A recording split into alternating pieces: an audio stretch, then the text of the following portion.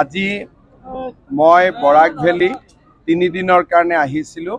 যোৱাকালি শিলচৰ আছিলে, আজি মই হাইলাকান্দি আৰু কৰিমগঞ্জত থাকিম। অহাকালি আকৌ শিলচৰ মেডিকেল কলেজ চাই মই গুৱাহাটী ঘূৰি যাম। ইলেকশ্যনৰ আগতে মই হাইলাকান্দিত আমাৰ লোকসভাত বিজেপি জিকিলে মেডিকেল কলেজ এটা দিম বুলি প্ৰতিশ্ৰুতি দিছিলোঁ। আজি মই ডিচিক এতিয়া কৈ যাম যে ভাল লেণ্ড প্লট এটা আমাক চাই দিব লাগে, যাতে আমি এছেম্বলি ইলেকশ্যনৰ আগতে হাইলাকান্দি মেডিকেলৰ ফাউণ্ডেশ্যন কৰিব পাৰোঁ। তাৰ উপৰিও হাইলাকান্দি ডিষ্ট্ৰিক্ট লাইব্ৰেৰী অডিটৰিয়ামটো কমপ্লিটলি ভাঙি এটা নতুন এয়াৰ কণ্ডিশ্যন অডিটৰিয়াম বনাবৰ কাৰণে মই 20 কোটি টকা আজি এনাউন্স কৰিছোঁ। সি হাইলাকান্দিৰ কাৰণে খুব প্ৰয়োজন আছিলে আৰু ভাল এটা অডিটৰিয়াম এটা হাইলাকান্দিৰ ৰাইজে পাই যাব। তাৰ উপৰিও আমাৰ হাইলাকান্দি চাৰ্কিট হাউচটো নতুনকৈ বনোৱাৰ কাৰণে চেংচন হৈছে। উইদিন 10 days আমাৰ কাম আৰম্ভ হৈ যাব। গতিকে যিখিনি আমি ইলেকশ্যনৰ সময়ত হাইলাকান্দিৰ ডেভেলপমেণ্টৰ কাৰণে কৈছিলোঁ, মই আজি আহিছোঁ, গোটেইখিনি আৰু এবাৰ ৰিভিউ কৰিম আৰু যি ধৰণে কথা দিছিলোঁ সেই ধৰণে যাতে আমি কাম কৰিব পাৰোঁ তাৰ কাৰণে আমি চেষ্টা কৰিম। 5 গ্ৰামৰ ইণ্ডাষ্ট্ৰিয়েল পাৰ্কৰ অলৰেডি বিভিন্নজনৰ লগত ডিছকাশ্যন চলি আছে।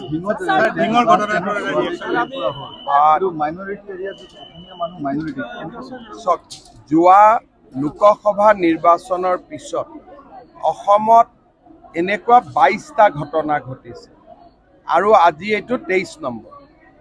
আৰু এই গোটেই ঘটনাটোবিলাকৰ লগত এটা কিছুমান বিশেষ মানুহ জড়িত হৈ থাকে আৰু লোকসভা ইলেকশ্যনৰ পিছত তেওঁলোকে বহুত এনকাৰেজমেণ্টো পাই আছে, এটাৰ পিছত এটা ঘটনা কৰি আছে। আমি টাফ একশ্যন ল'ম। এতিয়া মই ডিজিপিক পঠাইছোঁ ঢিঙলৈকে। Will take toughest possible action. Piyush হাজৰিকাকো মই যাব দিছোঁ। আৰু মই সদায় কৈ থাকোঁ যে আমাৰ অসমত নামনি আৰু মধ্য অসম বৰাক ভেলী আদিৰ দৰে জাগাত আমাৰ খিলঞ্জীয়া মানুহ লোকেল মানুহবিলাক বহুত ভয় আৰু সন্ত্ৰাসৰ পৰিৱেশত থাকে। অসমৰ মানুহে যিমান এই কথাবোৰ বুজিব সিমানে আমাৰ কাৰণে ভাল। বাকীটো আইনত যি ব্যৱস্থা ল'ব লাগেতো মই ল'মেই, কিন্তু আমি যিমানেই চেনচিটিভ হওঁ যে এই জেগাবিলাকত কেনেকৈ আমাৰ মানুহবিলাক থাকে, কিমান কষ্টত থাকে, আমি যিমানেই চেনচিটিভ হ'ম সিমানেই আমাৰ মানুহবিলাকে সুৰক্ষা পাব। 3জন ল'ৰা কোন নাম, এজনকতো এৰেষ্ট কৰা হৈছে, বাকী 2জনৰ নামো আপোনালোকে পাই যাব। মটৰচাইকেল এখনত উঠি আহি আছিলে। কিন্তু ঢিঙত এইটো ঘটনা এইটো ফাৰ্ষ্ট নহয়, স্প্ৰে গেং হৈছে আৰু হৈয়ে থাকে। যি জাগাত আমাৰ খিলঞ্জীয়া মানুহ মাইনৰিটি হৈছে সেই জাগাত আমাৰ মানুহবিলাক সদায় সমস্যাত থাকে। কিন্তু আনফৰ্চুনেটলি যিবিলাক জাগাত আমি মেজৰিটি তাৰ মানুহে এই মানুহখিনিৰ কথাটো অনুভৱ নকৰে। যেনেকৈ আজি অসমত কিবা এটা ঘটনা হ'লে অসমীয়া বঙালী কৰি দিব, কিন্তু কোনো বঙালী মানুহে ছোৱালীক ওপৰত হাত নিদিয়ে। কিন্তু আমাৰ মানুহখিনিয়ে চিন্তা কৰি থাকিব বঙালী, বঙালীয়ে চিন্তা কৰি থাকিব অসমীয়া, অসমীয়াই চিন্তা কৰি থাকিব মাৰোৱাৰী, মাৰোৱাৰীয়ে চিন্তা কৰি থাকিব হিন্দী ভাষী। কিন্তু আমাৰ শত্ৰু কোন মিত্ৰ কোন মানুহে এইটো আজিলৈকে উলিয়াব নোখোজে বা নাজানে বা মানুহে এভইড কৰে। That is the biggest irony. সেইটোৱে আজি আমাৰ আটাইতকৈ ডাঙৰ সমস্যা। চৰকাৰেতো পদক্ষেপ লৈয়ে আছে, চৰকাৰে পদক্ষেপ লৈ থাকিব, কিন্তু মানুহৰ ভিতৰত থকা যিটো জন্তু সেই জন্তুটোক চৰকাৰে কেনেকে আগত বুজি উঠিব সেইটো ঘটনাৰ পিছতহে চৰকাৰে গম পায়। তেনেকেতো নহয়, চাকৰিটো থ্ৰু ইণ্টাৰভিউ হ'ব আৰু ধুনীয়াকৈ হ'ব।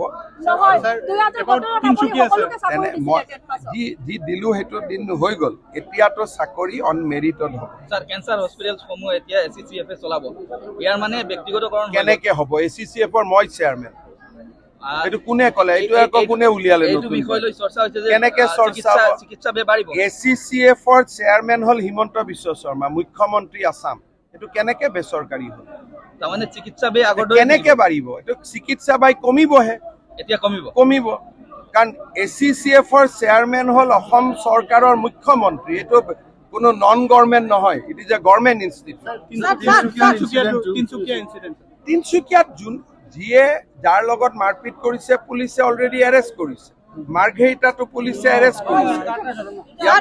ইয়াতে বেলেগ কথা নাই, আমি যোনে য'ত গণ্ডগোল হ'ব তাতে পুলিচে একশ্যন ল'ব। ইয়াত তেনেকুৱা অসমীয়া বঙালী বিহাৰীয়ে ডিছকাশ্যনটোৱে হ'ব নালাগে, যোনে য'ত গণ্ডগোল কৰে তাৰ ওপৰত একশ্যন। सर आपने कहा था कि मीटिंग में कि हैलाकंदी का 3 MLA कुछ काम नहीं किया, तो किया नहीं किया तो आप ही लोग जानते हैं। नहीं सर, तो इसका जो फंड है ना, गवर्नमेंट फंड है, इसका तो यूटिलाइज नहीं हुआ होगा सर, तो इसके लिए आप गवर्नमेंट क्या एक्शन लेगा? अभी तो मैं मीटिंग का अंदर जो बोला वो मीटिंग का अंदर के लिए, बाहर के लिए नहीं। Demography of Hailakandi is changing.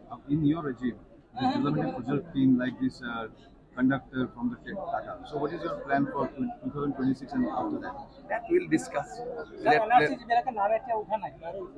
NRCৰ নাম নুঠাবিলাকক মই কেনেকে উঠাম? ৰেচন কাৰ্ড আৰু কাৰ্ড 2-4 দিনৰ ভিতৰত কিবা এটা কৰি আছো।